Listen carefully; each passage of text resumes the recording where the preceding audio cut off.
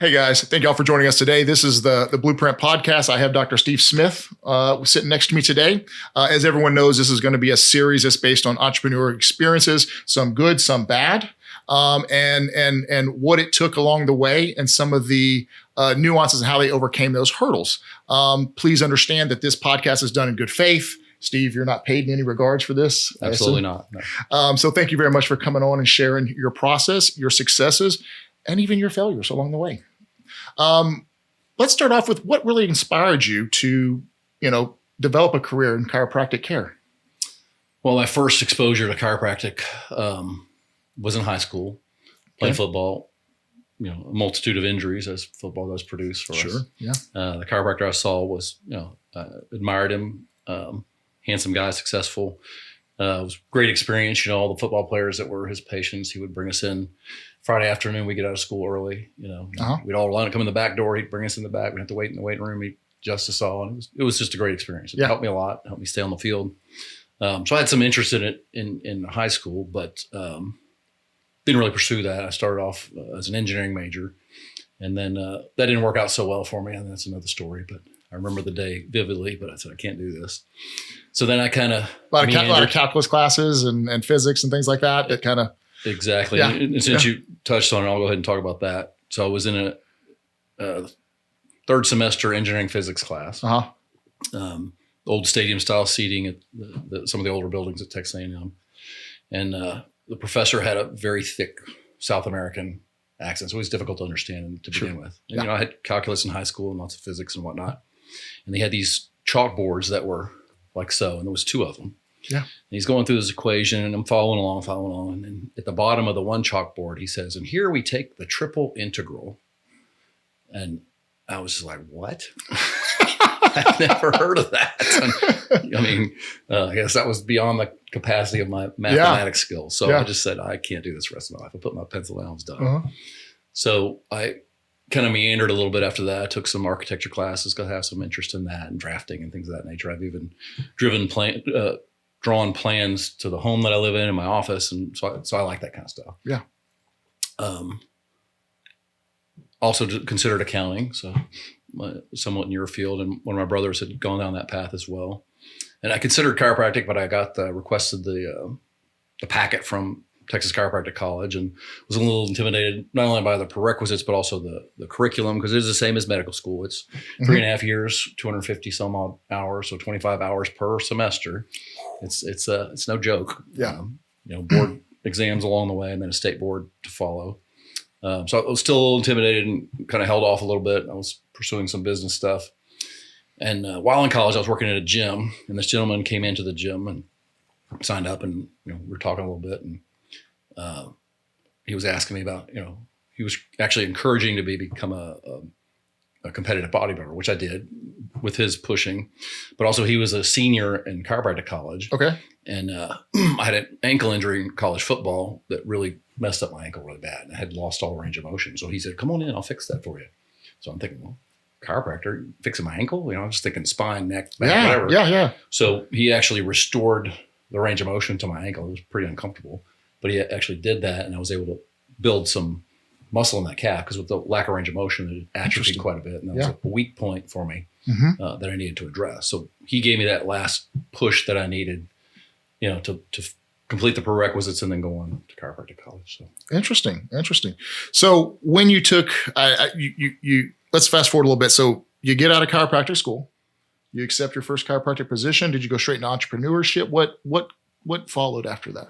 I went to work for someone. I got a tip on an interview, went and took the interview and was hired. And I worked there for 11 years before venturing out on my own. Okay. Which I did that in 2006. And what drove that? Did you always want to be an entrepreneur? Did you always want to be a business owner? Did you want to dictate your schedules, create your own outcome per se? What was your driving force? Sure. I always had the goal of owning my own business. And, initially I thought that the opportunity would have been there for me to purchase the practice that I worked in, but that didn't come to fruition. So it was just time to move on. Gotcha. What would you say were some of the biggest challenges you faced while building your practice? I did have I I kind of got out of the gate a little too fast, opened my own practice, and then purchased another one, and probably was a little bit more than I needed to undertake at that time. So that practice did not succeed. Learning lesson, but able to overcome it. Fortunately for me, I've been pretty blessed. I was fairly successful right out of the gate because I had a 11-year standing in the community. So I was pretty well known and had a good following. So that helped quite a bit. Yeah, I can tell you that a lot of times we try to theorize ourselves before we become a business owner. And the reality is, what I like to tell people is theory is not always reality in business. Sometimes theories comes into reality, but oftentimes it's not. Because I always say, if it was, a lot of us would be working for ourselves all the time. Sure. And a lot of the things that I did early on in my practice, I would never even consider that to this day, right? I would read a lot of data and say, okay, well, I'll give you one example. Is we did like those card mail outs, for like a 10, 15 mile radius. Mm-hmm. And they say, well, you would typically get, 1 to 1.5% of the people would contact you. Man, that was a horrible investment. Absolutely horrible. I think I sent out like 25,000 cards. I think maybe I picked up 15 clients out of 25,000. Yeah. I mean, terrible return on investment, right? Sure. But all the anecdotal information that was out there on the web indicated that I would be successful. It was just not the case. So theory is not always reality. What works in one industry won't always work in another industry. So, and even between different people, what you're talking about is reach and frequency, and that came from newspaper inserts, and who even reads a newspaper anymore? Yeah, exactly. Back of receipts at HEB and stuff like that. Yellow page advertising. Yeah, radio, TV. How many people don't listen to typical radio anymore? They listen to podcasts or listen to music or their Spotify, where they don't have to listen to commercials. So that stuff has kind of faded away, and now it's a lot of email marketing and whatnot. And then I think even there's an overkill, because we all have constant spam coming into our email account. So I think that's a mistake sometimes that people make with their email advertising. It's too frequent. I don't know if you remember growing up, but they used to say, like, when a marketer was marketing with you, right? Like, you had to see something 15 or 16 times before it would actually resonate, and you would actually act upon that. But today, how much stuff we're inundated with, and we're, always on our cell phones, always on an iPad, always on a computer, always doing something, right? And almost everybody, like we talked about a little while ago, has ADD in some capacity, right? You got to ask yourself, like, has that number changed now? I mean, I also watch a commercial, and I've probably seen that commercial 100, 200 times before I really realize what they're actually talking about, because I tune them out, Or like Google's always listening. So, I look at cars and watches and stuff like that. So I'm surfing a YouTube or, a news app or a sports app, and watch and car ads are constantly popping up in front of me. They know what I'm doing. Yeah, absolutely. And that's the really, advanced part of it. But again, it becomes background noise because I already looked at that. I saw that car the other day. I saw that watch the other day. Yeah. And I'm not seeing it anymore. Yeah. So I think there's a fine line there. It's different. It's just the landscape's evolving, I would say. Yeah. Let me ask you this. How do you balance the medical aspects with the chiropractic care and the demands of just running a business in itself? I mean, because, just kind of a little toggling you got to do there. Fortunately, I've got a really good team, together over the years. Initially, it was me and Linda, who was my initial office manager. And there was even a time when Linda had an eye injury, and it was just me. For about 6 weeks because she couldn't work. So it was me answering the phone, doing all the charts, scheduling the patients, entering the charges, and then I would take the laptop after the office to her house, and she would do the billing. Yeah. That was one area I wasn't touching. But, Understood. And then growing pains, you struggle with, okay, I need to hire somebody else. So you hire a person, your first thought is, this is going to increase my overhead. But what you got to realize is when you start to grow like that, yes, initially it's going to tap into your overhead, but long-term is going to enable you to grow. Right. So for the longest time I had, Linda and myself and one assistant, and then Linda unfortunately was killed in a car wreck. And at that time, Cynthia was my assistant. And then she became the office manager, and she has been, my savior. She reads my mind. She knows how I think. She works very hard, and if she quit, I'd quit. It's ironic. When you're going to run especially I think really in small business more than anything, right? We're so reliant on those that we bring into the business. They're so impactful, especially in a small organization. I always say if you're in a big organization, If you have one or two bad hires, they can kind of hide in the wings per se. But if you're a small business and you hire one or two of the wrong people, man, they can really tank your business really quickly. The flip side of that is if you hire the right people, they can really catapult your business as well. And that's always back on you as the business owner. You made the choice, you made the hire, you did the training, and then you didn't spot the problems if they persist. So yes, you do have to weed those out quickly. Accountability really matters. Would you agree with that? Yes. Yeah. What's the most critical skill that has helped you succeed both as a chiropractor as well as an entrepreneur, would you say? Well, I would say my God-given gifts, my drive. I've always been very hard on myself, almost to the point of when I was younger, it was even hard for me to appreciate my success. I've come a long way from that, but it's still, no one's harder on me than me. Yeah, absolutely. So if I'm hard on someone else, I can promise you I'm not as hard on you as I would be on myself. I totally relate to that. And there's this resounding, it's never enough. But you ever get that feeling that you're just you have inadequacies and you're just trying to do more and but you're not really proving it to anyone else. You're trying to prove it to yourself is what that is. Always get better. We, as humans, as business owners, relationships with your wife, with your children, you always got to get better. Yeah. Yep. Never rest on your laurels that I'm good enough. Mm-hmm, mm-hmm. Well, you hear those little slogans like 1% better every day and stuff like that, right? And I think, to a sense, it absolutely makes sense, right? Like there's every day that, you look at constant continual improvement. And I think you hit the nail on the head when you said that it's not just the business, it's your family, it's your spouse, it's with your children, it's the relationships, because business is all based upon relationships as a whole. And that's absolutely the best marketing advice I can give to anyone is, there's certainly things you can do. You should have a multifaceted marketing approach, but there's nothing more beneficial than relationships. Absolutely.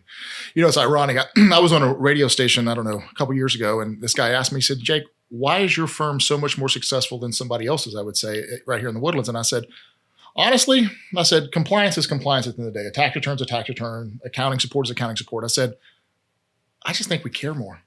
We get to know the client. We get to know what their pain points are, right? And we build long-lasting relationships with them so we can kind of almost be predictive in a sense on what their needs are. And that's really, when you're dealing in a service-based business, that's really what truly matters is knowing the client. So I would assume in your business, when someone comes into your office and you see the way they're walking or you see a little bit of pain or whatever, and you go back and what you've done to them historically, you already have that history, you have that relationship. You can kind of predict, hey, are you still sore a little bit from our last instance or whatever? Yeah. Is that a fair assumption in your industry? And even I'm at the mall, I'm walking around, I said, there's a foot drop right there. I was pointing that to my wife. The guy's got a foot drop. The guy's got a back problem. Look at that guy hunching over, things along that. And certainly I recognize that. And that's actually one of the long-term relationship as a chiropractor with the frequency that's necessary for us to take care of someone. Yeah. And for example, you go to your primary care physician, you got a cold or a flu or whatever, they evaluate you, to take your temperature, take your vitals, test you for the flu. You got the flu, here's your Tamiflu and your steroid pack and whatever else they're going to give you. Yeah. And then you'll see them in 6 months. Well, you went home, you took that medicine as prescribed and you got better. But unfortunately, you didn't, every time you felt better, you didn't go see your primary care physician and they got to see you improving. Right. So for me, for the blessing that I have is that, 2-3 times a week over 3, 4, 5 weeks, whatever it takes to get you better, I get to see that progress and I get to interact with that person. Yeah. And, it's a blessing to be able to just not only talk about their problem, but also little tidbits about their lives and become close to them and friendly with them and learn about their spouse, their lives, their children, their work. And it's very rewarding in that regard, especially to see them be able to gain those aspects of their life that they've lost. Yeah. Rewarding. That's yes. it. Yeah. Yes. Absolutely. What would you say, what role has marketing played in growing your business, would you say? Well, as we touched on earlier, it's absolutely vital. And I've done everything from print ads to radio to TV to internet. And they've all had certain levels of success. And I think the key to marketing is always to try to track that. And someone once taught me that a super successful marketing campaign is one that someone will regurgitate to you, in other words, in your intake forms, you ask, how did you hear about us? Yeah. Yeah. And if they say something, I've had this happen in the past. Oh, I saw you on a billboard. And I'm like, never had a billboard. But yet that person has seen me or heard me so many different places. They thought it was a billboard, but it wasn't. Sure. And that's an extremely high level, but that's very expensive. But the most successful thing over the long term is relationships. It is. Yep. Interacting with people.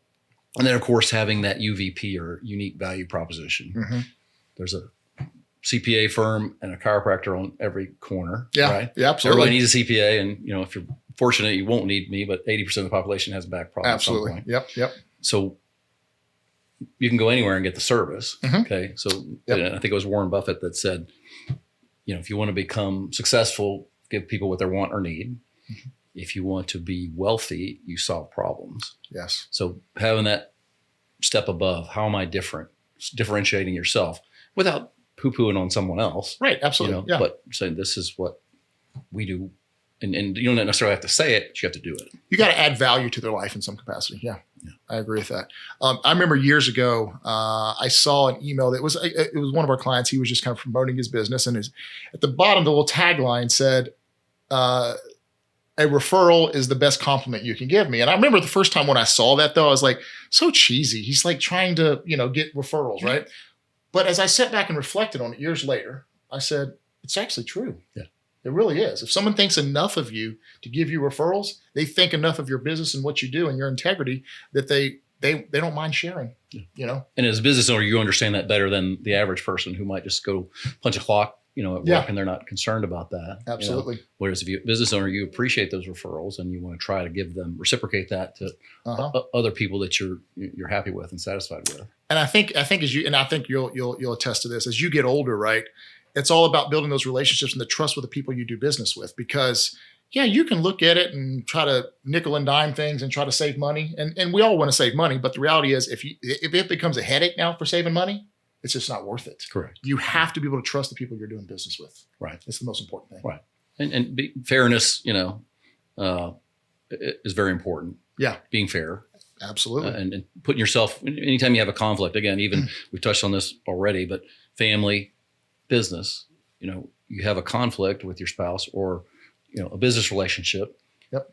Before you lash out, put yourself over on their side of the coin. Always. Think, why are they acting this way? Yeah. Try to figure it out. Try to accept it. I understand why you feel that way. Yep. But let me help you understand my position. Maybe hopefully we can work this out. Yeah. Find common ground. Absolutely. Yeah. How do you differentiate your practice from other chiropractic practices in the healthcare space?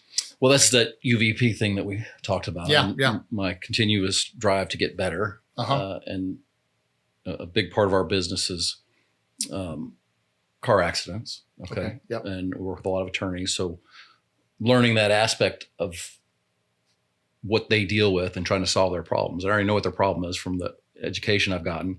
So I'll go in, I'm credentialed by the bar to give continuing legal education to attorneys. So I've been doing that for 5 years. I've probably given continuing hours to attorneys, 400 attorneys.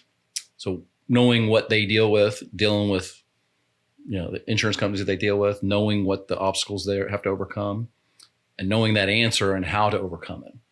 Okay, and learning that, and that's taken me, a lot of continuing education to learn how to do that. Absolutely. But learning their aspect, and I always say to them that the hardest part for them is you got to be not only a lawyer but a doctor. So I need to help teach you the doctor end of it so that you can do a better job for your client. Yeah, absolutely, absolutely. What would you say? What types of investments would you say were pivotal in scaling your business? Growth. When I started out on my own, I had somewhat of a limited space. And that's always finances early on are always, but outgrew it very quickly. And renting from someone, paying someone else rent, that gets you nowhere. Yeah. So when I had the ability to build my own building, that really was quite a springboard to my wealth building. How long in your career would you say before you actually purchased the building to operate out of? I started my practice in 2006, and my building has been open, I think, 12 years now. So. Okay. Very nice. Yeah. Yeah. It makes a lot more sense that way. Yeah. Yeah, absolutely. How do you approach hiring and retaining skilled professionals in your practice? Hiring is always a challenge because you never know what you're going to get. You know, Right. someone's Yep. best day is often their first day, but not always. You know, I'm thankful to say that's not the case for me. Yeah. I mostly delegate, staff hiring to Cynthia, who Okay. I mentioned earlier, because Yep. I let her handle that stuff. Okay. Because she's the one that's going to have to supervise them. I typically don't go to staff; I go to her. Gotcha. I say, if I see this, fix it. Mhm. Mostly I have to get on her to delegate because she thinks she has to do everything herself. But I try to get her to not do that because I don't want her overloaded with things that are not. I don't want to say beneath her in that nothing is unimportant, but her skill level should be focused elsewhere. Gotcha. When it comes to doctors, that's certainly on me to interview them. I've had my share of doctors that have worked for me over the years, and some have been great and some maybe not so much. But if there's issues and I recognize it, it's time to move on. I think one of the things, and you can tell me as well, is culture matters. Someone can be highly qualified, but do they fit with your crew? Yeah, that's a good point. Personality, chiropractic practice is very personality driven. It stems from what I was talking about earlier, that frequency of visit. You see people, you can't just have a practice. And I've heard of other practices around, I won't mention any names, but you're not allowed to speak to the doctor when you're coming in for an adjustment. You had your exam. Now you're coming in for this laundry list of excessive care. Uh-huh. You're not allowed to speak to the doctor. It's like, what? Really? That's crazy. That's one of the joys of my practice. Yeah. Is interacting with these people. Absolutely. So, and I think it's been a big level of success for generating referrals as well as compliance. People hopefully look forward to coming in and visiting with me for a few minutes. Sometimes I'm busy and I got to limit that. And that's something you have to be careful about when you first get into practice is if you got 5 patients today, you don't spend 2 hours with each of them. No. Can't do that because one day you're not gonna be able to do that and they're gonna be mad at you. Okay. You got to be careful. I remember years ago, when I worked out of my house before I actually grew things where it was at, I was very responsive on my cell phone all the time. And then as I continued to grow, then people started contacting you 10, 10:30, 11 o'clock at night, not respecting your personal space. Yeah. And, you got to kind of almost in that sense, as you're growing, wean them off of, hey, you need to call, make an appointment. Right. Let's get you into the office. Right. I don't have my schedule in front of me. I have people that do that for me. Yeah. And in a nice way, understand I don't do that. Absolutely. So here's who you need to call to take care of that. Yep. So yeah, I agree. And having boundaries. And there was a time, when I first went to practice, I was taught that you got to be open 24/7 pretty much, and Saturdays and this and that, as my kids were growing up and I was missing out on their activities and whatnot. Yeah. And I did have quite a few patients that only told me they could only make it on Saturday. So then I started closing every other Saturday so that I could make it to some of my kids' activities and whatnot. And lo and behold, those folks managed to find a way to come in Monday through Friday. Then. It's funny how that works. And my staff was thrilled when I said, no more Saturdays. Yeah. We're done with that. So, and part of that comes from success. Early on, you're trying to do everything that you can. But then you understand that maybe it didn't necessarily need to go that far. Let me post something and see if it's important in your profession, because I know it is. Knowing your worth. Sure, absolutely. You know what I'm talking about? Yeah, absolutely. Not allowing somebody to push that boundary too far or whatever. Or I know early on when you start in a career, you just want to kind of appease and please everybody. And then as you know your worth and you realize, hey, I can only spend 30 minutes with this client or an hour with this client because I already have a backlog of everybody else that I have to do. And I'm now doing a disservice to everybody else, including myself and my personal time. And I think a lot of that stems from that type of person. That type of person is often scarred by their childhood in that they have the disease to please. Yep. They're enablers, and oftentimes they're raised by a narcissist. Yeah. Where they have some narcissistic influence in their life that, and I don't know if you know that much about narcissism, but not a little bit, right? It's ugly. Yeah. And it's not looking at yourself in the mirror and thinking I'm pretty. It's way more evil than that. And the people that they target are people that are destined to please. Yeah. They have that, it's sometimes it's a gift, sometimes it's a flaw, because you're given so much, it hurts. Well, maybe you should not give so much. Yeah. True. Let me ask you this. What advice would you give on building a cohesive and motivated team? Being accountable to yourself, for one. I'm fortunate in the fact that, and this is what I've been told by my staff member, they respect me so much that they don't want to disappoint me. And it's because they know that don't think that any job is beneath me. Toilet's clogged, I'll go unclog it. Yep. Light bulb needs to be changed, I'll change it. Absolutely. Phone needs to be answered, I'll answer it. And them seeing me being involved in that and being understanding. Human beings aren't perfect. Yeah. You can't expect perfection from anyone. Yep. And certainly if they see that you're less than perfect and you're expecting them to be perfect, and I've been around people like that, they'll berate employees and, just treat them disrespectfully, treat them like family, treat them like, they're human beings. And just because I might be a little bit higher educated doesn't mean I'm more of a human than they are. Absolutely. Yeah. I think you hit the nail on the head. Basically the ability to roll up your sleeves and work next side by side with them. Yeah. And I think they appreciate that. Yeah. And they respect it. And they realize that what it is that they're doing. Yeah. I've done it before. Yeah. Okay. I don't do it anymore. And that's what I have you for. And fortunately, I've been able to give you a job to do that job because I don't have the time for it, or quite frankly, time's better spent doing other things. Yeah. Or I don't want to. Very true. Very true. But yeah, the ability to humanize yourself and to humble yourself and to work on their level if you need to in that regard. I think goes a long way with a lot of people. I agree. Can you share an example of a leadership lesson that you learned along the way?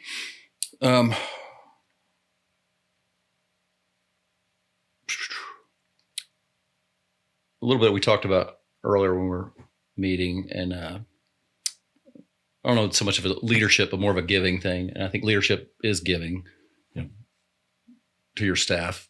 When I worked for someone else and I had a patient, and he was a young man and was considering going to chiropractic college, and he wanted some advice. Yeah. And I've done that many, many times over my career, and I'll sugarcoat it. I give him the ups, the downs. It's not all pretty, Yeah. And not everyone is as fortunate as I am.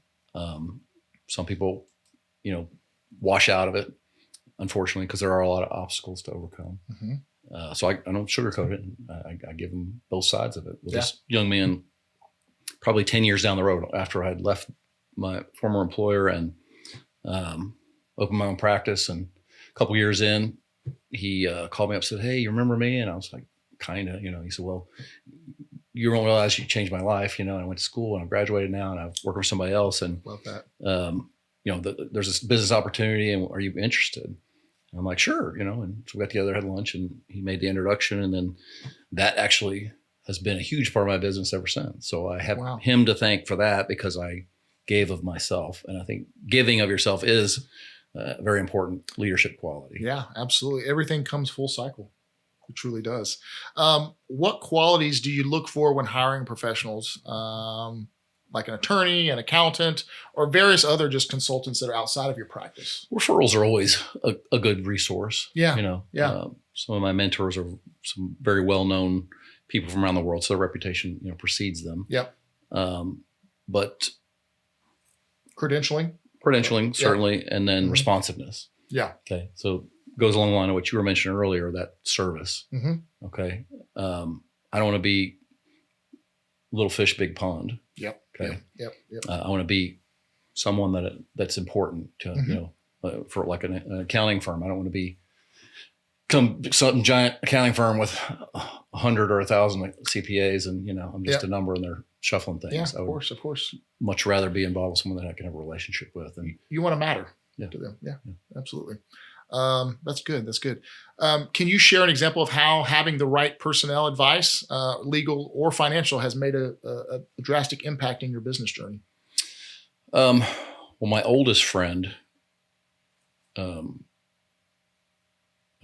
well, I wouldn't say oldest friend that I still keep in touch with. You said you guys were best friends since age 7. I remember seventh grade. Seventh grade. Okay. Yeah. We were little terrors, I'm sure you remember. Some of us remember how we were in junior high. It was not some of my proudest moments, but Understood. And we know all each other deep, dark secrets. But I think back in 2016, starting to come into quite a bit of money, and tax situation was kind of ugly. And, I reached out to him and said, "Hey, might need some help here." And he gave me a lot of guidance. And great. He actually said, "I'm glad you reached out to me," because he had been retired for 10 years, traveling the world, because he was very successful. And I kind of pulled him out of retirement and referred a bunch of clients to him. So that's what keeps him going now. But he's helped me tremendously. That's fantastic. In the wealth growth world. That's fantastic. Well, and I think what you've built this relationship since the 7th grade, and you guys have always stayed in contact, and you have this trust that's involved. Sure. And obviously he's very successful. He's very knowledgeable. And I know you probably, when it comes to that type of stuff, you would never look anywhere else because you don't have that trust with anybody else that you do with him. Right. And that's beautiful. Not a lot of people have those things, And even my business attorney. So on that aspect, I had some legal things I was dealing with, and the attorney that I had sought out to work for me dropped the ball, let's say. And he's since been disbarred, but oh man, for similar dropping of the ball. But my current attorney, she rescued me from that, and then went on to resolve those legal issues for me in a very positive way. Great. And that was 2006, and she's still my attorney. Very good. Very good. She's there when I need her. She's grown. Yeah. But you have the utmost respect and confidence in what she can do. So no reason to look anywhere else. She was at my 50th birthday party. Love that. So yeah, those are valuable relationships and very important. Yeah, absolutely. Let me ask you this: how do you ensure that you have the right team members, and how your team aligns with your core values and your overall vision of where you want to take your organization? I think it's looking at for those same. I try to boast on myself, but same qualities that I have, have that drive, like-mindedness. Yeah. Have that drive, have that accountability, intelligence.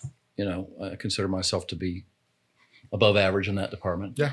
But accountability, that's probably the biggest thing. Account for yourself.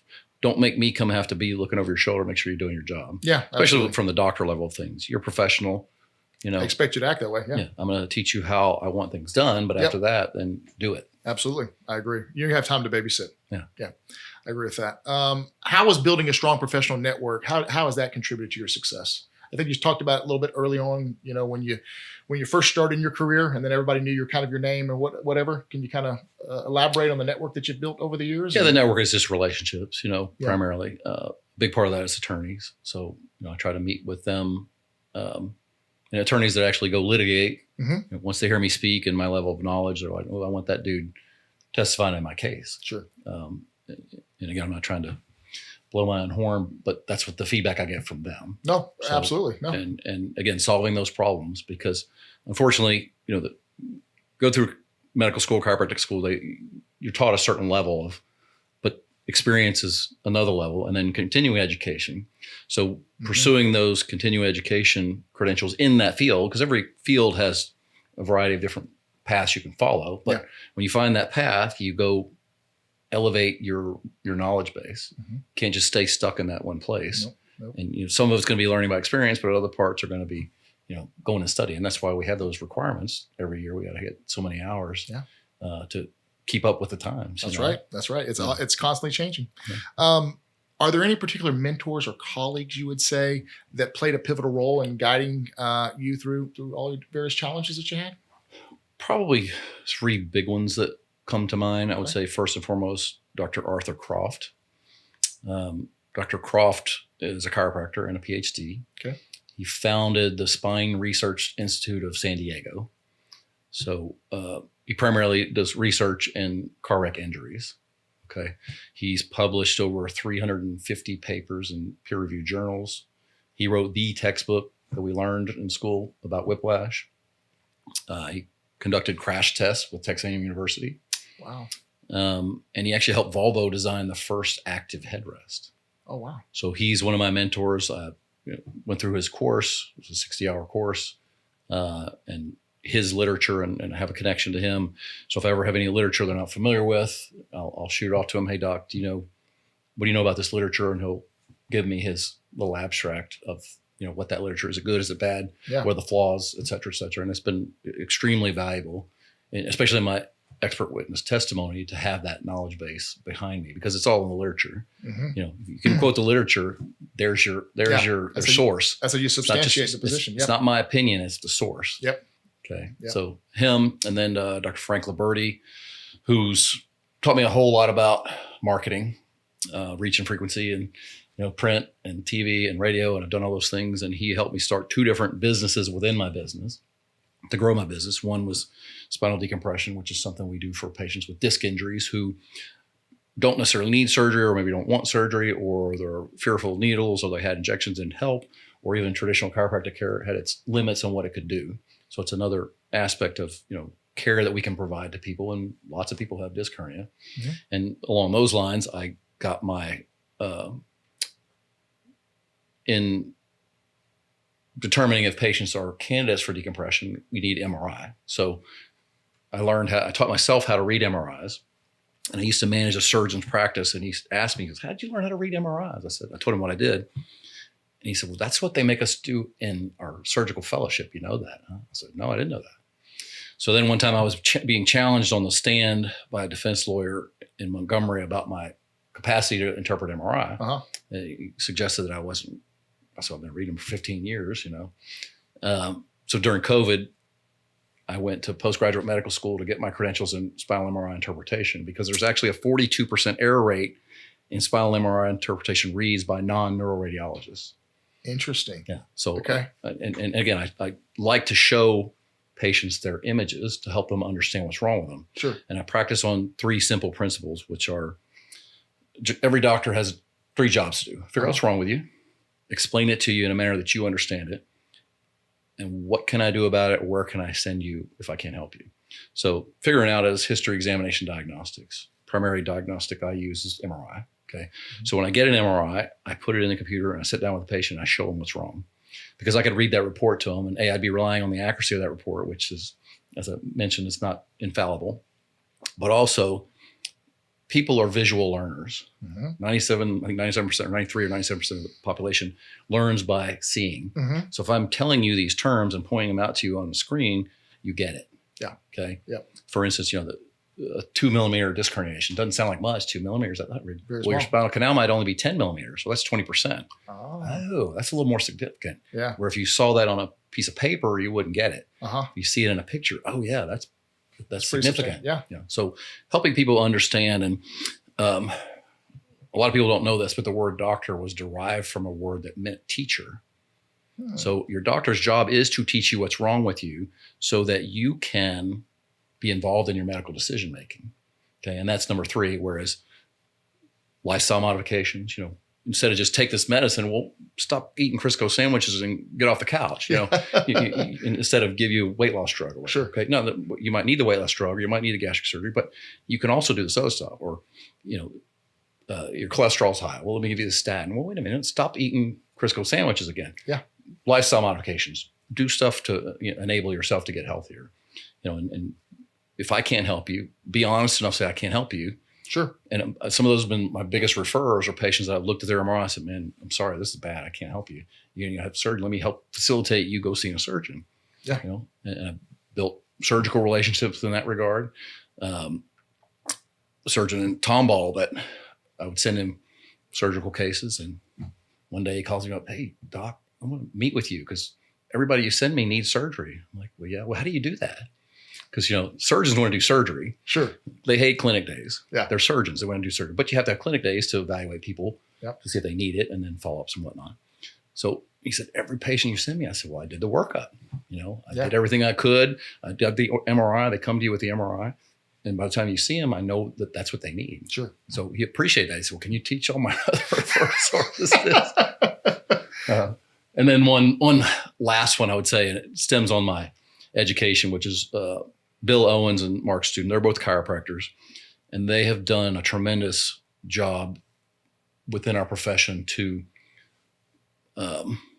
become well integrated with the medical profession. Okay. Years and years and years, there was a lot of headbutting between chiropractors and sure, and medical doctors, and much of it well-deserved, because some of my colleagues will make claims that are just, unsubstantiated. Sure. We try to be more scientifically oriented, mainstream. I have probably 19 or 20 different primary care physicians that refer to me.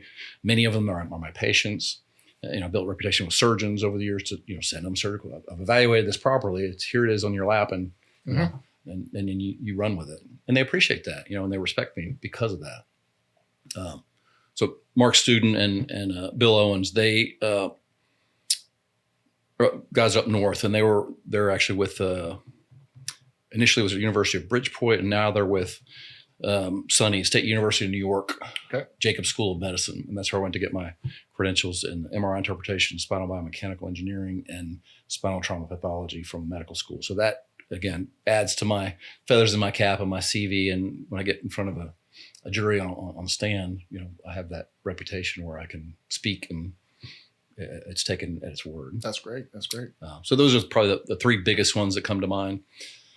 Other mentors in my life, I would say, I didn't have the best father figures in my life. My natural father was absent. And my stepfather, he had some of his positives, but for the most part taught me what not to do. So I think out of those wounds from childhood, I have always sought out more mature men that I look up to for, that fatherly advice, that pat on the back. Cause I never got pat on the back, you got an A-, why didn't you get an A+, that kind of thing. And I think that's where part of my drive comes from. So it's not all negative. And I think it's important in life that whatever negativity you come across, that you flip it, you turn it, find the positive and turn it into the positive. I agree with that. Dwell on that negativity, you'll never solve that issue. Fair assumption. Yeah, I agree. Those are great mentors right there, which you just alluded to. Let me ask you this. What advice would you give to entrepreneurs who are developing a meaningful connections in their own industry? Find your mentors, Yeah.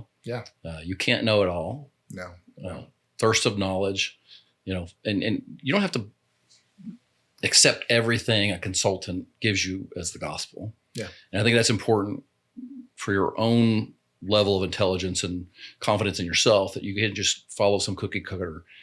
You need to soak it all in and take the pieces and build your own path. Yeah.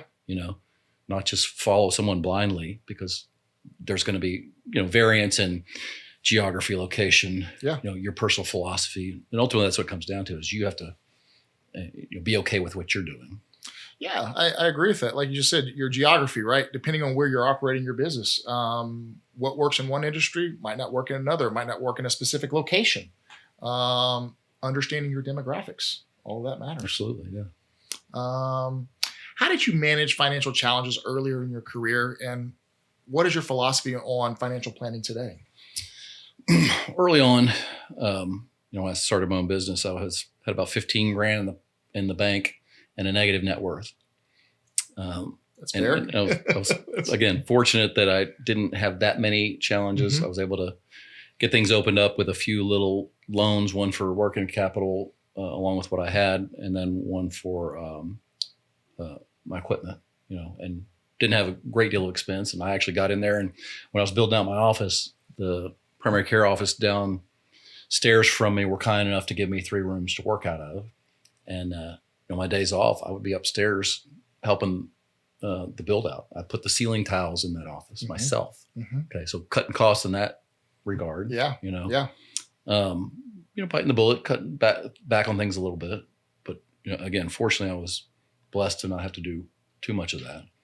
And then, I mentioned that I had a negative net worth at 2006. By 2012, I had a 7-figure net worth. Beautiful. Love it. And then that's gone to 8 at this point in my life. That's fantastic. So I'm very thankful for that. I'm very blessed. Probably the biggest thing advice that my friend John had given me was the 3 keys to wealth building are taxes, inflation, and fees. Okay. So obviously you got to pay your taxes, but you don't want to pay more than you have to. Correct. That's absolutely okay. Inflation we can't control. Yeah, unfortunately. And then fees, there's certainly aspects of fees that, you can avoid. Yeah, absolutely. Absolutely.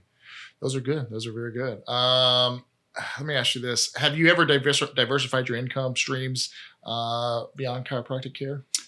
Yeah, mostly, initially the biggest one was the real estate. Okay. That was huge wealth builder right there. Yeah. I'm paying myself rent, Yeah. And was fortunate to do it in a time where interest rates were really low. I think my interest rate on my building right now is 2.99. That's beautiful. Yeah. Wow. You got me beat on this one. I own this building and it's around 7%. Yeah. So yeah.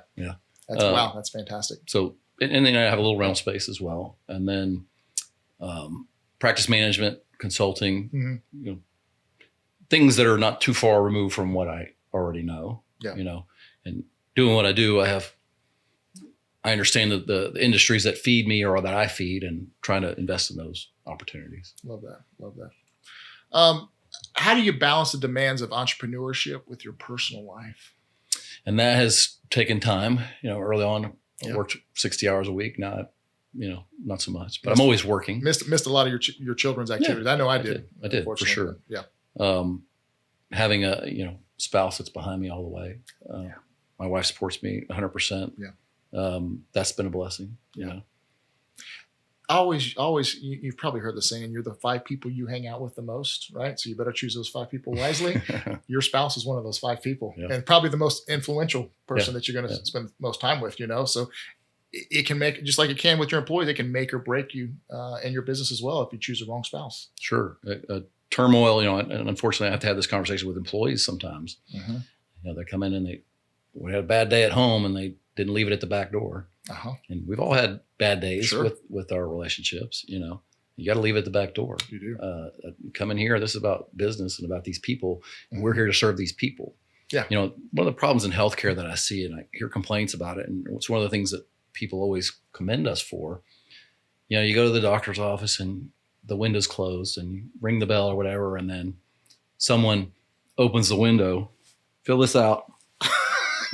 They'll look you in the eye and say, "Hi, how are you doing?" Yeah. And then know the schedule, know the people, know their faces, know their names. Yep. And if it's a face you don't recognize, look at the schedule. Oh, this must be our new patient, Mrs. Jones, that's here. Are you Mrs. Jones? Hi, how you doing? Because someone coming to you, they're in pain, they're hurting, Absolutely. and they might be in the best mood either. Absolutely. And I certainly have had to win over a few, crabby folks over the years. Sure. Yeah. And had warnings from my staff before I go in to see them. And I just go in and, kill them with kindness. I understand you're in pain, but you're in the right place. We're going to figure this out. And if we can, I'll get you to someone who can. Yeah. And I'll text my doctor friends, say, "Hey doc, I got this person. They're intractable right now. They're in so much pain. And I got looking at their MRI. It's bad. Can you work them in?" Yeah. Sure. I'll get them in. I can facilitate those things, and I make effort to do that. I don't get anything out of that. Yeah. Other than trying Just to help somebody. Doing the right thing. Yeah. Yeah.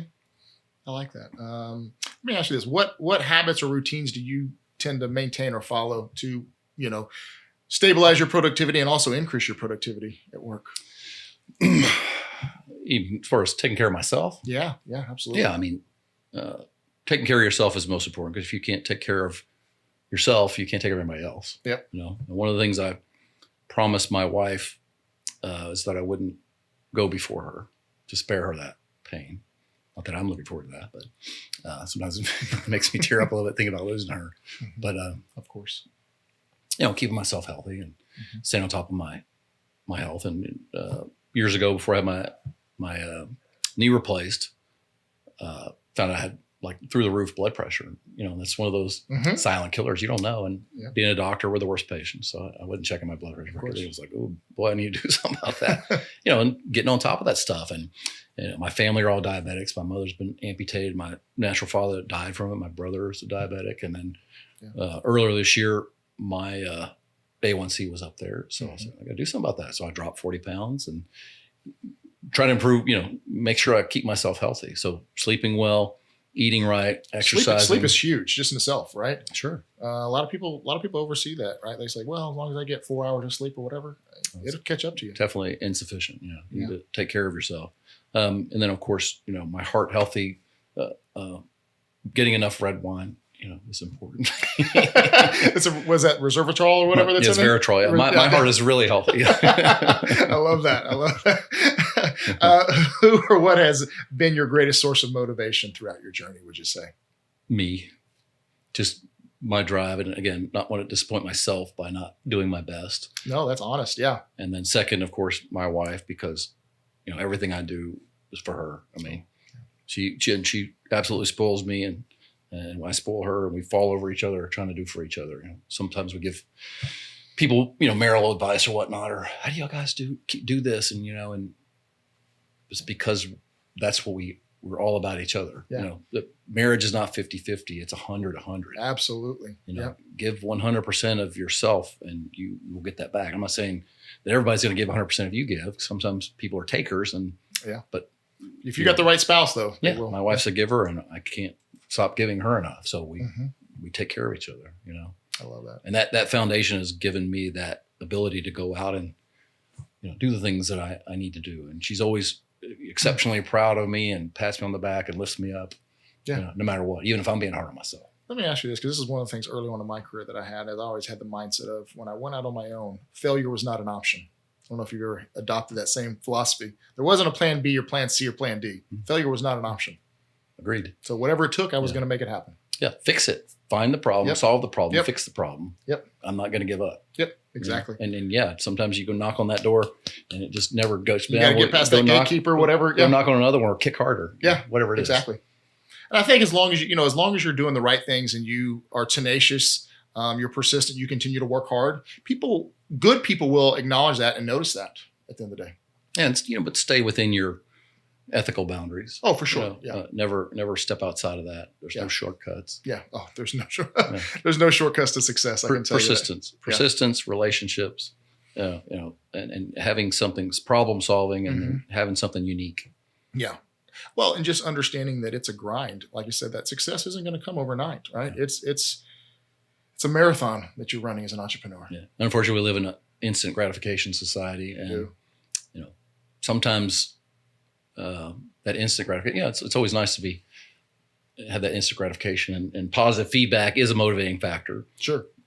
For instance, my wife and I work out at Orange Theory, and you wear these little heart monitors that shows you where you're at. And the goal there with that type of exercise, high intensity training, where you want to get your heart rate up, you know, for cardiovascular fitness, but also keep it not too high because you burn fat when your heart's moving a little bit slower. Yep. So that you have the feedback, you're looking at it, it's on the screen. And sometimes those little monitors don't work that well. And for some reason, my wife constantly doesn't work very well. And she gets frustrated because she's not getting that positive feedback. Sure. Yeah. You know, it is a feedback. You're looking up there, and then in the other end, you know, for me, for my heart, when I get into the too high, I need to slow it down, which is good too. Keeps you within your parameters. So it has a lot of good functions, but one of the most important, what the intent is, that positive feedback gives you that drive. Yeah. You're trying to reach that goal. So having those things and being able to do that for yourself. It's always nice when you go to the gym and somebody else is taking over, but in business, you got to do that for yourself. That's right. And a lot of times you kind of feel like you're on an island by yourself sometimes. I don't know if you felt like that early on. Especially when things are bad, you know, or tough. And it's tough to find those like-minded individuals that have pushed through and persevered that you can bounce ideas off of. And you know, they never are going to understand until they wear your shoes. They never are. And you were in those shoes at one point, so you understand where they're at. Absolutely. But it's harder for them because they've never been in yours. Nope. It is. You know, and I think you have to be able to pivot from people who are giving you advice that are they're not qualified to give you advice. They want to give you advice. They care, but they're just not competent to give you advice, or, you know, just being critical about your business or anything that you're doing. And just because they've never worked in those fields sometimes. And you know, grain of salt either way with that. And sometimes people's feedback is certainly impactful. Sure. But along the line of what I was mentioning with the mentors, you know, you don't have to take 100% of what they say, you know, as the gospel. Pick and choose the parts you like and build your own. I agree with that. You know, and I think that's how you can become a mentor. Yeah. You know, I'm at that phase of my life that part of, you know, I've been blessed and successful and fortunate to have the people around me, and that financial success were, you know, pretty well good from here on out. But now I want to give back, teach young people, teach my successors, you know, what I know, and try to improve my profession and the interest that I have as a whole. Yeah. And giving that out, you know, it comes back. Absolutely. If nothing else, seeing someone else, you know, having some same success using what you've taught them. Yeah. Yeah. It's pleasure in itself right there. Yeah, absolutely. So let me ask you, what advice would you give to an aspiring entrepreneur that entering into the healthcare industry? Well, if they've been listening, they've already heard most of it. Yeah. So obviously, you know, diversify. Always be willing to adapt, because especially, you know, doing what we do, you got to modify, you got to adapt, because the counter forces are always there adapting. And if you don't adapt, you're going to stagnate or die. And a big part of that comes from my management from statistics. And the way I was taught was, in my opinion, paralysis by analysis. And there's too much of that you can do, you know, but sometimes it's taught that way, that constantly be pushing. I think there's a frequency that you have to do that within. But there's a problem. Answer's always in the numbers. So if you monitor your statistics, you can go back and reflect on that. Where did it go wrong? Where did it go awry? Or something's dipping, and then my revenue stream down the line is going to, I need to fix that now. So constantly, having your finger on the pulse, and statistics is one of the best ways to do that. Yeah. Be willing to, modify and adapt and change with the changing times. Always be looking for other businesses within your business, businesses that can feed from your business, things of that nature. And then always building relationships. Yeah. Good. Where do you see the chiropractic industry going in the next decade or so? Well, medicine as a whole, but probably a little tougher for us. Several obstacles. A is the cost of the education. And I know that this private schools was very expensive, and the expense of it when I went to school, I think it's triple what I went to school. It's ridiculous. Yeah. But I do know from a little bit of inside information how they run that place. And every time there was a new loan program available, guess what happened to our tuition? Yeah. And unfortunately, that level of debt, the run of the mill entry level salary, it's going to be rough. Okay. And I have my own opinion about, all this stuff in the media and the news about student loan debt and yada, yada, yada. It's a simple problem to solve. Okay. And it just stems from what I just said. Yeah. The government guarantees those loans. The government needs to step in and say, we're not guaranteeing a loan above X for that degree. Agreed. We're not doing it. And it would be stopped immediately, because if you had to spend $100,000 to get this education, and the government was only going to guarantee you 50 in loans, the university is not going to go out of business. So they're going to charge the 50. That's right. But as long as the government keeps upping the loans, lo and behold, the tuition's going to go up too. Yep. It's a simple problem to solve, and why no one has proposed that is beyond me. Because it makes too much sense.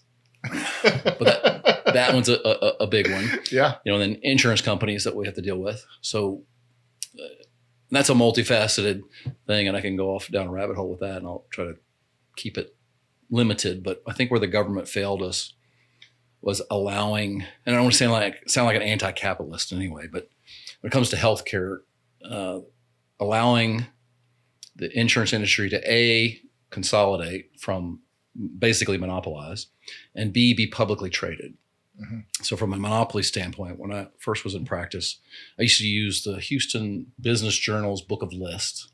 Okay. And they would come out with a list, and they had all the HMO PPOs in Houston, and there was 25 or 30 of them that you would, apply to become a preferred provider. And that's basically a form of your advertising, that people get their insurance, they look at their books or they're online, and, oh, Dr. Smith here, he's right here. Oh, so there's my advertising, my access.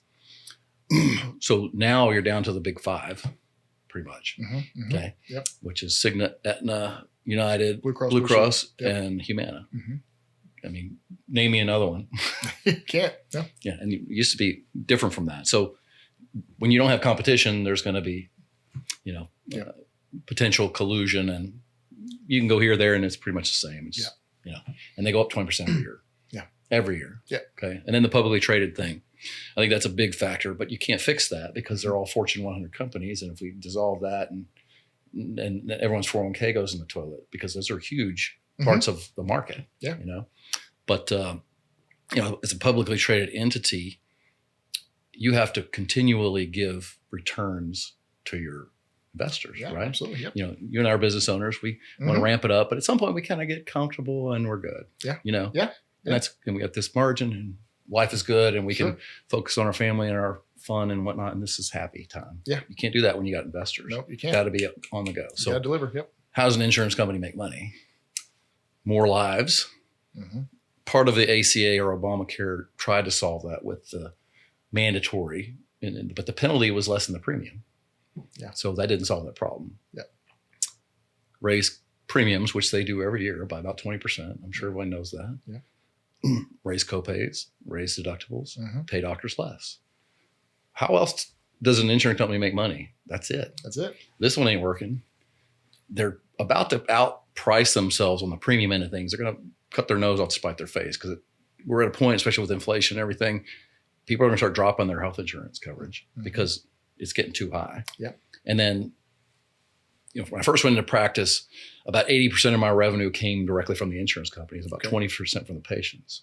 Now, 70-30 the other way. Oh, wow. Oh, yeah. Okay. And even to the point of some patients' co-pays for a specialist was $100. Well, there's not an insurance company out there that will pay me $100 for the services so the patient's copay is exceeding what they're going to pay. So they're paying premiums to the insurance company, a copay to me, and the insurance company pays me this. That's their gain. That's what they want. Yeah. You pay us, and then you pay the doctor, and we don't pay anybody. That's what they want. Wow. And then they're there. They're there. Yeah. They're there. So that's a huge obstacle. And then, limiting care and whatnot. And sometimes they even have contradictory policies. So, and most people have some kind of limits, like United Healthcare has like 20 visits a year. Okay. So you try to get an MRI for a patient, because I do a lot of that, order MRIs. Sure. And, they need 6 weeks of care. I'm like, well, they only have 6 weeks of benefits. Okay. Yeah, they only have 6 weeks of benefits. So if I do this 6 weeks of care and I get the MRI, I need to change the treatment plan based on the MRI. How do I do it? Yeah. So they limit the care and they put these obstacles up. And an MRI today, Medicare rate, I think is $389. It's not some multi-$1,000 procedure. Sure. It's very inexpensive. I think the highest rate is maybe Blue Cross, and they're in the 600s or something. It's not some crazy amount of money that they're saving themselves. Yeah. But yet you want me to treat them for 6 weeks, so that's going to be way more than $600. But you're trying to say you're penny wise and pound foolish here. Yeah. On the flip side of that, if you are treating 3 or 4 or 5 weeks without and asking for no MRI, now they're sending you a letter saying you're over treating. It's a double-edged sword. Yeah. So wait a minute. Yeah. This department over here, this department over here. I had one patient years ago where she would just come in periodically, and this was an aging woman, and she had multiple foot surgeries, both her knees replaced, both her hips replaced. I mean, she's had terrible gait and it aggravated her back. She came in maybe once every month, once every 6 weeks to see me. And every time I had to go on the phone with the pre-authorization people. And then I took notice of her benefits. And I think she had like a $50 copay, 20 visit max, and a $1,000 max. And I'm like, they're not paying anything. Wow. And it was the insurance company that hired this company to do their scrutiny, and I'm on the phone with this person, and I'm like, I hope you guys are recording this, because this patient has these limits and you're not paying a nickel, yet you're on my back about treating her. And she came in, I didn't schedule her. She's coming in for her preventative care as she feels, and you're getting in the way and you're not paying anything. And I hope the people who are paying you, the company that was paying you, is listening, because they're wasting their money paying you to look over my shoulder. Wow. And you get to see all that different insight like that. Yeah. Yeah. And they're not run very well. Yeah. I can tell you that. And then I can go into other stories, but I won't. And the one other obstacle, because that was the original question before I started blabbing, but oh, you're good. it's an evolution of our profession. You probably see more of it, but the membership type places, which there's a couple problems there. I don't agree with that, but B, they recruit a lot of young docs. And I mentioned earlier about education being parallel in medical school. And here's the difference, in my interpretation, the difference between a medical doctor and a chiropractor. Our education is basically the same. Okay.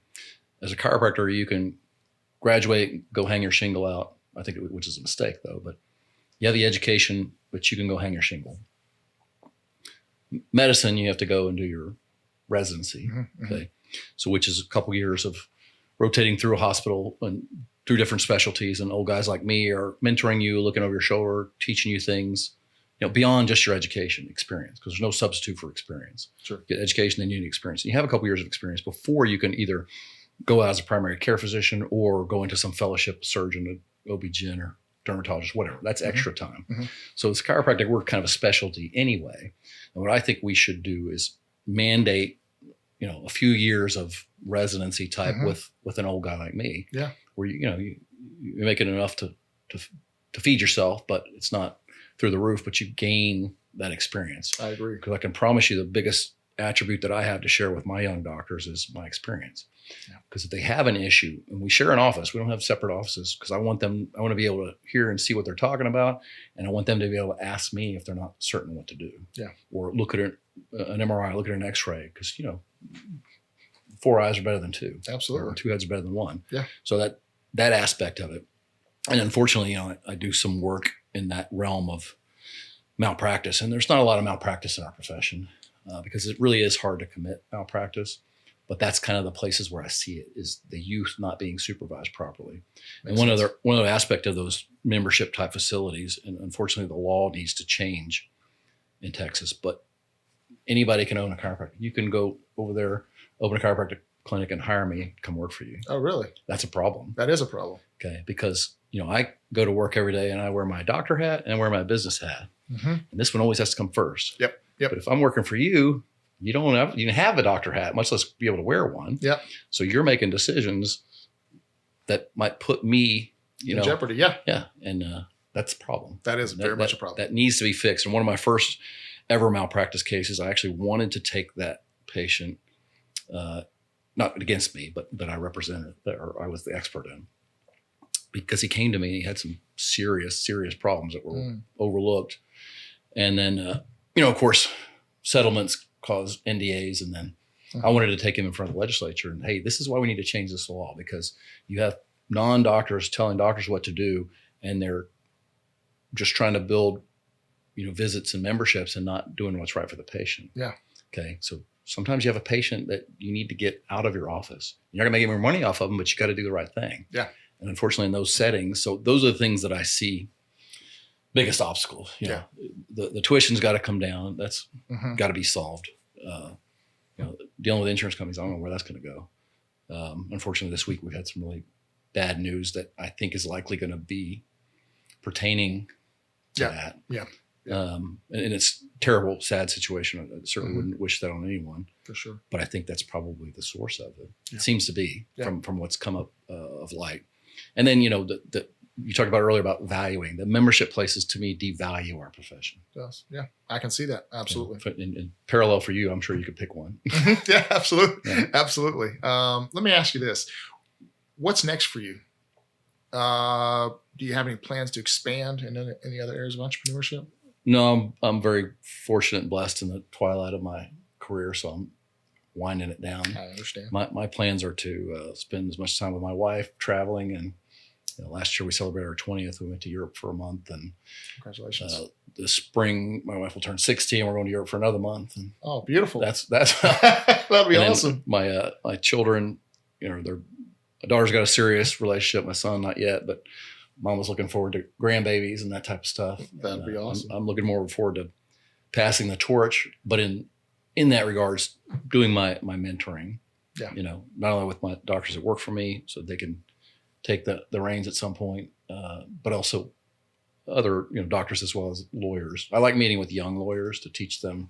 Sometimes it's hard to teach an old dog new tricks. Yeah, for sure. And A lot of successful law offices, they don't necessarily want to listen to what I have to say. Yeah, a lot of them do. Fortunately for me, but younger ones are a little easier to mold. That's good. Yeah, and I like making that influence. You can make your footprint on that. Yeah, make their path easier. I like that. Let's see. What do we have here?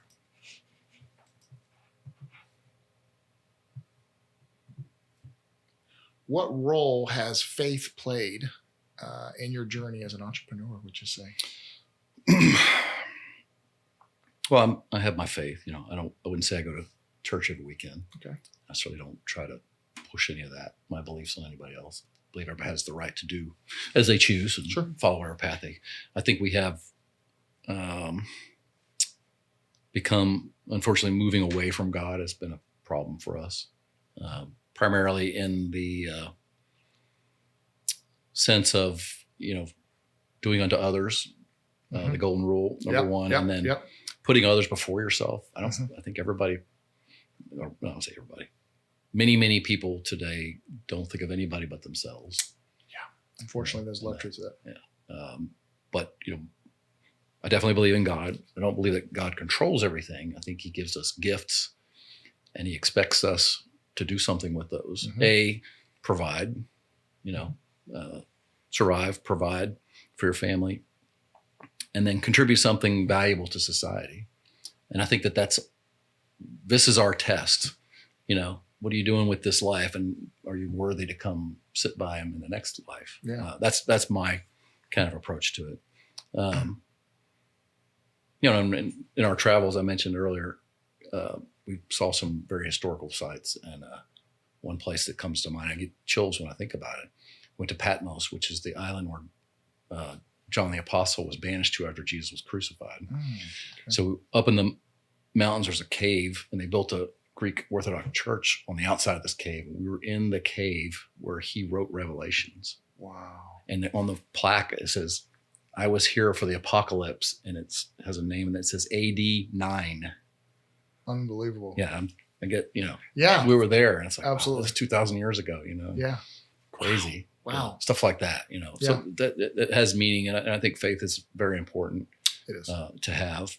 But I think, again, the way I push myself, and God gave me the gifts that I have, and I don't want to disappoint, not making the most of those. Yeah, absolutely.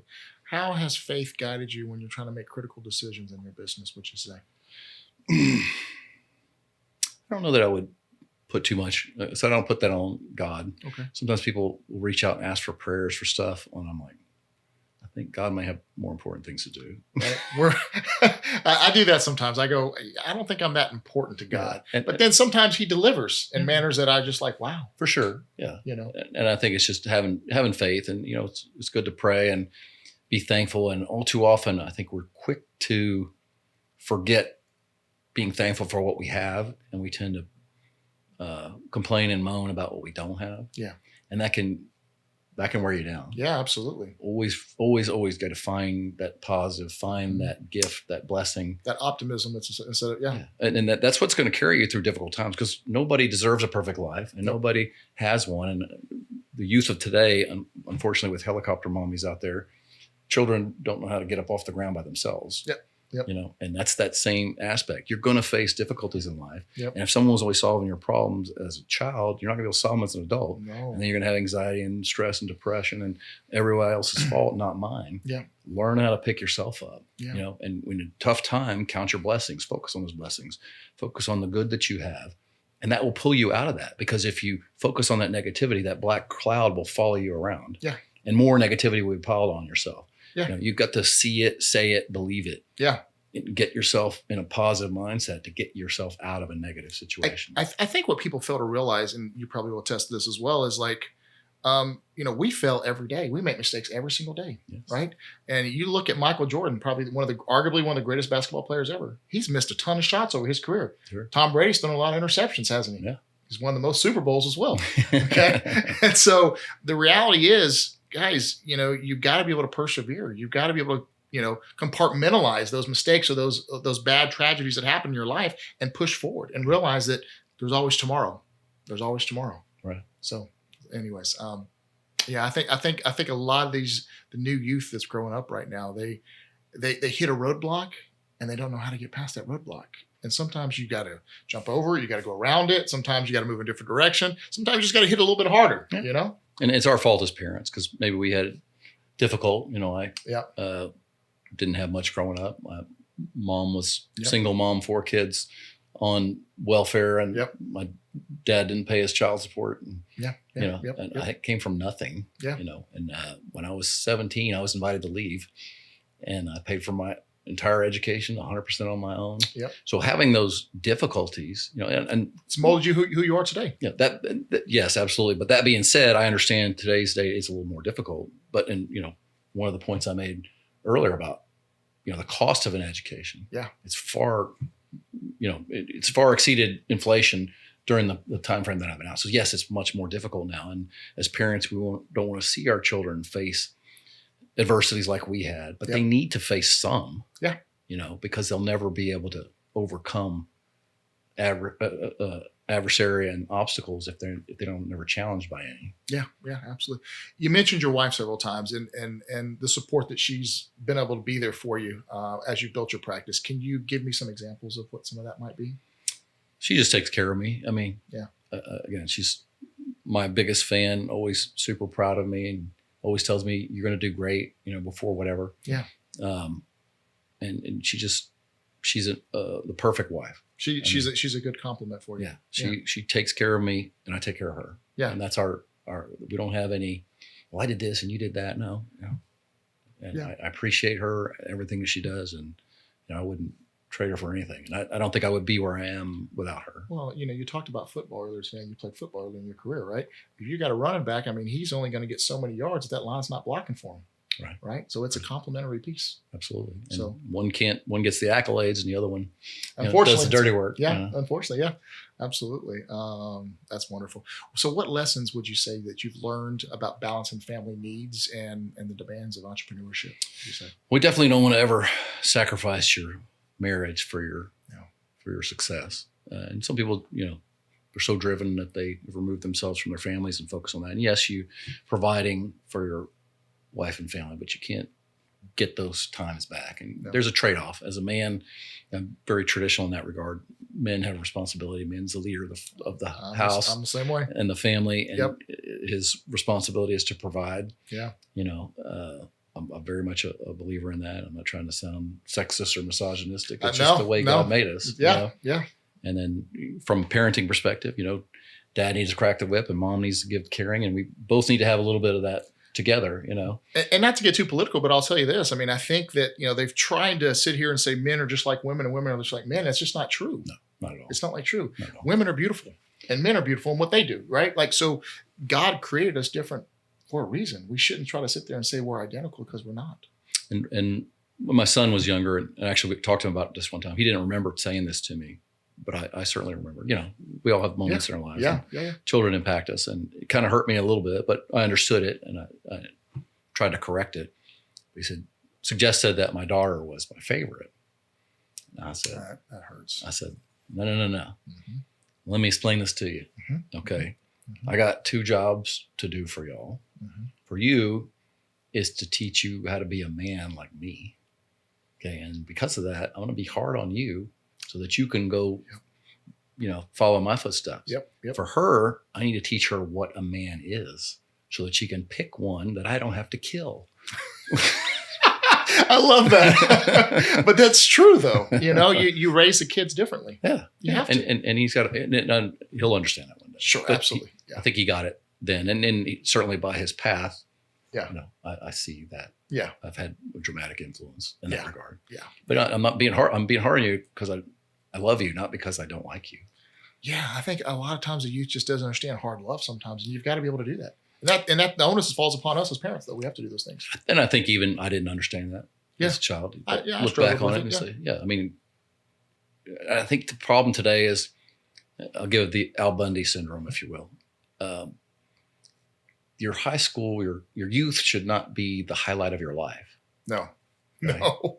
and one of my mentor father figures, I remember one time I was struggling and sharing something with him. I don't know. And I was frustrated. He could tell, and he was trying to lift me up. I was late 30s. He goes, Steve, you don't understand. You got the world by the tail right now. You might not feel that way. You just got to work through it, mm-hmm. and you'll get there. And I promise you, your 40s will be the best years of your life, and then your 50s will be even better. And I've told people that story moving through my 40s and now into my 50s. And I say that, and I said, he was absolutely 100% correct. Yeah. And life should continue to get better. The highlight should not be your childhood. No. Not to say that anyone deserves a terrible childhood, but I wish that on anybody, but it shouldn't be the highlight of your life. If it is, there's a problem somewhere. You haven't progressed. It's probably not a very good life if that's the highlight of your life. And it's sad to say, but it gets back to what we talked about. You should always be trying to constantly improve every single, and as you improve in life gets better. Yeah.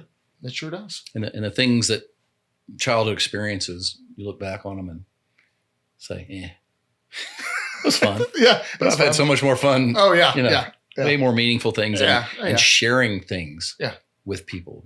I travel a lot, and we have a place in Mexico, and I constantly share and bring my friends to share that with me. Yeah.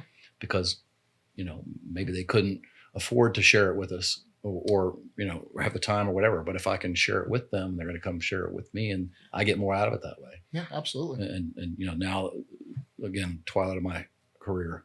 300%. I want to spend it with my wife and traveling and seeing the world. And we're blessed enough to be able to do that. That's beautiful. I love that. So let me ask you this. Were there specific moments when their encouragement or sacrifices, talking about like your wife or any family members, sacrifice stood out in helping you succeed? One that I can think of off the top of my head. I mean, I never asked them to sacrifice anything. A lot of times I'll internalize stuff. Yeah. Sometimes I need to vent, but I try not to if I'm angry. I try to, digest it myself a little bit, then maybe talk about it. And my wife understands that, In fact, yesterday I was not in the greatest mood because of some stuff, or Wednesday afternoon I wasn't in the greatest mood. And I just told her, I said, I need some alone time here. A little space, yeah. And she just went downstairs and did her thing. And then, yesterday we talked about it a little bit. There you go. Yeah, understood. Let me ask you this. How do you ensure that your family remains a central part of your life despite your busy schedule? That comes back to that, relationship with my wife, because she is my best friend. Yeah. We spend 24/7 together. Yeah. In 20 years, we've only been apart. We've never been apart more than one night. Yeah. I remember I read that. Yeah. And that's a blessing. And it's kind of sad. And she has these little girls trips and whatnot, Mm-hmm. and her friends kind of tease her, make fun of her. Oh, Carol can't be away from Steve, and I'm like, but unfortunately it's sad to say that some people want to constantly be away from their spouse. Yeah. And I feel bad for them, Yeah. I'm blessed never. I don't want to be away from her. No, I'm the same way with my wife. I tell her there's nowhere that I'm going that you're not invited. Yeah. You can go wherever I go. Yeah. Like if I go hang out with a couple buddies to watch a football game, grab a couple drinks or whatever, hey, come on. I mean, And I think it stems from that us constantly, giving 100% to one another. And then, the hierarchy in life, God, spouse, children, and everybody else. Yeah. And you put your spouse in that position. They'll do the same for you. Absolutely. You have a good one. Yeah. It's choosing that right one, and you get what you give in this world. It's so true. Let me ask you this. How do you want your faith and family values to be reflected in the legacy you're currently building? I wouldn't necessarily call it a legacy, but it's nice to think of it that way. I want the people that succeed me to be successful. I want to make sure I give them the tools, to step in and follow my footsteps and hopefully exceed what I've done. And then, family, I believe, is legacy. And I look at my children, and I want my son to be a good husband and a good provider. He's already, got the providing part down, but he didn't have a significant other yet. So it'll come. Yeah. When he gets to that point, I want to see him be a good wife and good father. And then my daughter, same thing, I see her be like her mother, and be that kind of a wife to somebody. And then of course, children, that's legacy to me. Yeah. Business, that's a necessary thing that we have to do. And I think it's important for us to have purpose, in life. Yeah. And when you have a purpose, life's good. Yeah, absolutely. I would agree. What message would you share with aspiring entrepreneurs today about involving their family in their journey? I have mixed emotions about that. I think kind of best to separate that a little bit. Okay. Because I love my wife, but there were times when she would come in and help out if someone was out sick or whatever early on, and she would come in there and turn things upside down. I'm like, no, baby, because of her ultra givingness. Like, no, we don't do it that way, and this is why. Please don't come in here. You're here for one day. You're going to turn just do it the way we've asked you to. So, and there's potentially because it's different at home than it is at work. At home, we're a team. At work, I'm the boss. Yeah. And you can't come in here and turn my world upside down because this is what I do and I know what I'm doing. And you can make suggestions, but don't just change it on a whim. Yeah. So having that separation is important. Understood. Too, yeah. I would agree. A lot of people have asked me over the years, your son or your daughter want to become a chiropractor? I said, no, they did. My daughter's a nurse, but son's in mortgage business. And I wouldn't have driven them anyway. They both chose to go to Texas A&M on their own. That's where I went. I didn't push them either way. They went to a bunch of different schools. They chose it when they went there. Yeah. Happy for that because great school and love that they went there. But I didn't drive them, push them anywhere. Yeah. It's up to them to make their own choices in life, not to me to tell them what to do. Yeah. So, I like that. Do you feel that your success has brought you closer to your family and faith? Sure, because I think my success is, again, utilizing the gifts that God gave me. So being thankful for that and being thankful for the people that are in my life, and success makes life much easier. There's much less conflict when you don't have money issues and whatnot. Absolutely. So one less thing to argue about, if you will. And then giving my kids the foundation to be in similar shoes, and then the expectation that I expect them to be successful and be able to stand on their own 2 feet. Yeah. I think that's a parent's number one job, is train your child as if you're gone tomorrow. Yeah. Yeah. Because I might be gone tomorrow. Yeah. I could lose everything tomorrow, whatever. But they're good to go whether I give them anything or not. Yeah. I think our job as parents is to make sure that when we're gone, they can independently take care of themselves. Yeah. And if I can, seed that a little bit better, that's great. But if not, you're still going to be okay, because you got an education, you got a job, you got a drive, you got a moral compass, and you'll be all right. Steve, I want to thank you for coming on the podcast today. Well, thank you for having me. Absolutely. Enjoyed it. Hopefully everybody out there was able to garner a few little nuggets here or there from Steve so graciously just sharing his life experiences and how he's grown such a successful chiropractic business. Guys, this is the Blueprint Podcast, and we thank you for today. Have a blessed day. Thank you. Thank you. You bet.